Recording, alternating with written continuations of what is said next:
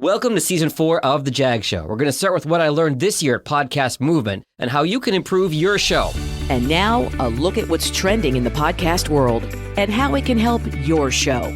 It's the Jag Show podcast. First thing you should know about is video. Your show needs to be on YouTube. According to Edison Research, 48% of the podcast audience has consumed a show on YouTube. So even if your show is audio only, put a graphic or an audiogram with a moving waveform up and upload that audio to YouTube. Don't forget, Google owns YouTube. How often have you Googled how to do something and you get a bunch of YouTube links in your search results? Wouldn't you want that to happen to someone who's Googling the content of your podcast? Okay, what about short form video? One of my big curiosities this year was around the world of TikTok, Instagram Reels, and now even YouTube Shorts. I'll admit I was guilty of posting short podcasts or podcast highlights on those platforms, but here's why that turns out to not be the best strategy. The goal of every social media platform is to keep users, you guessed it, on that platform. It's not going to be easy to stop the scroll and get someone to switch apps. That bar, very high. So unless your highlight is absolute gold and will get someone to want to hear more, consider a different approach. Shoot a quick video with your phone and talk about the episode. Make it less slick, just make it real. Hey guys, wanted to tell you about a really great episode of the podcast we put out. Here's what happened. And for the love of all things holy, stop with the posts, and I was guilty of this too. New episode out now. Nobody cares. You've got 3 seconds to stop the scroll. That ain't gonna do it. So how do you grow your podcast? Well, the easiest ways are simply to fish where the fish are. That means other podcasts. If someone's already listening to another show on Apple or Spotify or wherever, it's much easier to get them over to your show. 2 ways to do this are 1, a promo swap where you find a similar podcast and agree to promote each other, or 2, what's known as a feed drop. You post an episode of someone else's podcast in your feed and then they return the favor. It automatically provides your content to someone else's followers and vice versa. Couple words of caution here though. Make sure it's a fair trade between shows with similar audience sizes. And also, don't do this too often. If your listeners are routinely getting content they didn't sign up for, they'll leave, and you won't get them back. So how do podcast listeners find shows? Well, back to Edison Research. Top method, recommendations from friends and family. Asking your listeners to share your show with folks who might like it proves far more effective than the cliched, subscribe and leave a review. Reviews are nice as social proof, but they don't help you with chart position or audience growth.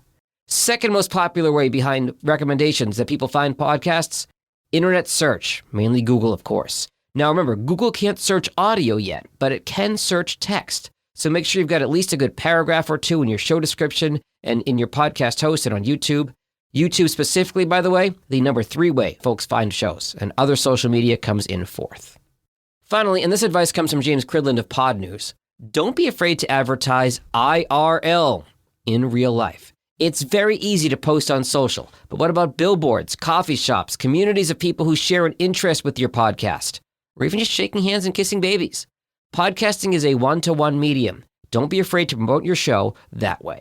And don't be afraid to think outside the box either. For example, the very successful Call Her Daddy podcast had their listeners use the hashtag #DaddyGang in their dating app profiles. Because hey, if you both listen to the same podcast, maybe that's a similar interest and maybe you swipe right. One thing not to do, don't use the word podcast in the title of your show. Over 700,000 other shows do. That is not going to help you in search results. But don't be scared by the total number of podcasts out there. By some counts, there are now 4 million shows, but most of them died on the vine. According to Rob Walsh of Libsyn, only about 10% of those 4 million shows have both done more than 10 episodes and are still putting out content. So compare those 400,000 active shows to 51 million YouTube channels or 757 million blogs. Podcasting space is not as crowded as you might think.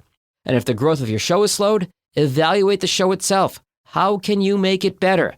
Can you niche down more? Can you improve the audio quality or even the content?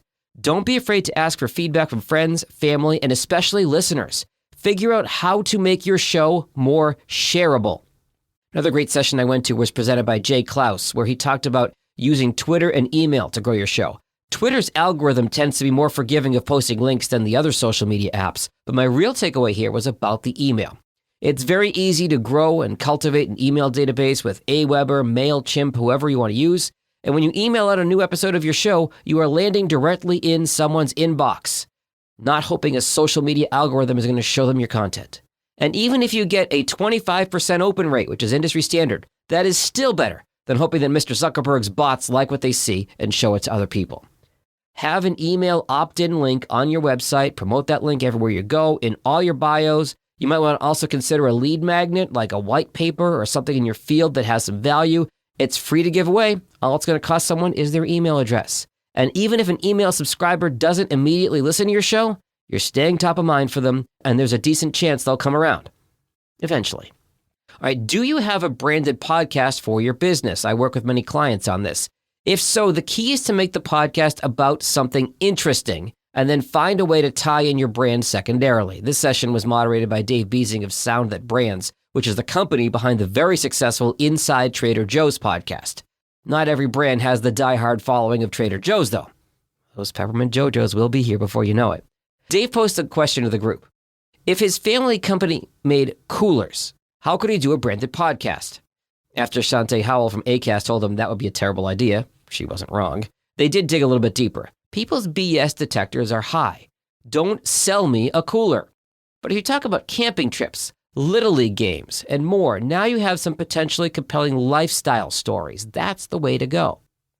Another interesting note from that session came from Andy Kelly from iHeartMedia. Their company doesn't sell branded podcasts based on streams, downloads, or even their production costs. They sell ad buys and impressions. I assume that's some combination of radio, in-app, billboards, other stuff. They sell the impressions for the ad buys and cover all the production costs themselves. I was talking about this with Seth Ressler of Jacobs Media. We split a lift on the way back to the airport at DFW, and Seth made a really good point. iHeart may be the only media company big enough in the media landscape that can employ a strategy like this. I'll be interested to see what that means for the industry going forward. Okay, finally, the Ben Shapiro story. For those not familiar, Podcast Movement sold a sponsor booth to his company, The Daily Wire, for about $30,000, according to Dave Jackson. The booth was upstairs, it was near the sessions, and giving away, ironically in hindsight, free popcorn. And Shapiro himself made an appearance and took some pictures with fans. For those who don't know, Shapiro has one of the top 10 podcasts around, but his conservative content is viewed by many on the left as hateful. The uproar on Twitter, from what I saw, was more pronounced than what was actually happening on the ground in Dallas. I actually had a friend who works at a DC newsroom ask me what was going on, and I told her no, there were no protests, nobody picketing outside, but there was a lot of online backlash, which caused Podcast Movement to tweet the following, which they've since deleted. There's no way around it. We agreed to sell the Daily Wire a first-time booth based on the company's large presence in podcasting. The weight of that decision is now painfully clear. Shapiro was a co-founder. A drop-in, however unlikely, should have been considered a possibility. Many in our community are appalled not just by this incident, but by our choice to make money from the Daily Wire in the first place. As Aaron Mahnke said, this was signed off on by a human. Yes, during event planning, the dangerous nature of the company's messaging was overlooked. Those of you who called this unacceptable are right. In 9 wonderful years growing and celebrating this medium, Podcast Movement has made mistakes. The pain caused by this one will always stick with us. We promise that sponsors will be more carefully considered moving forward. Just to clarify, no, the Daily Wire representatives were scheduled to appear on panels, and Shapiro remained in the comment space and did not have a badge. If you have questions, we're here to talk. Thank you for reading. We hope you'll continue to join us from here on out. I'm told there was internal disagreement on whether to send the tweet, and some PR experts I've talked to agree this was probably the worst way to handle the situation. Essentially, considering that Podcast Movement bill themselves as inclusive, they managed to piss off both sides. Folks on the left feel it's not inclusive to have a podcaster who espouses views that exclude large segments of the population. And folks on the right feel that it was wrong to exclude the 6th biggest podcaster in the world. So really, nobody wins. Again, I feel the online outrage was stronger than it was in person, although I'll admit to not having eyes and ears everywhere at the convention. This past Friday, Podcast Movement then tweeted, "We're putting in place policies to guide our social media and events with inclusivity, diversity, and respect for all. It's a journey. We'll keep listening, keep growing together." Now, in the days since, Cumulus Media, who's the 3rd largest radio owner in the country and home to many conservative talk show hosts, announced they're pulling out of Podcast Movement going forward. So yes, this brouhaha has cost Podcast Movement a sponsor, but not from the side I expected, at least so far. And here's just a quick editor's note. Since this episode originally published on Thursday night, Friday morning, it was reported by All Access that Podcast Movement has apologized yet again, this time to Ben Shapiro and his team. Here's my take, and it's lukewarm at best. Podcast Movement is in a no-win situation here. What started as a small convention about a decade ago has now become the preeminent conference in the industry. They really need an experienced PR team, either external or internal, to navigate these difficult waters. Jared, Dan, and their team have worked tirelessly to put on an amazing event every year. Now, I understand the reasons for anger on both sides. I just hope the conference can move forward without this hanging over their heads. Next summer's event is in Denver, and I'm honestly quite looking forward to knocking another city off my travel bucket list. At Podcast Movement, I go, I network, I get to see people in person, and I always go home with a notebook full of ideas for my clients, my business, and of course for this show. With that in mind, you'll notice some tweaks to the Jag Show now into season 4 after a summer hiatus and a little bit of a retool. New artwork, new music, new voiceover, new format. I'm trying some different things, and I hope you'll enjoy. If you'd like to have new episodes emailed to you, you can sign up for my email list at jagindetroit.com/subscribe. Later!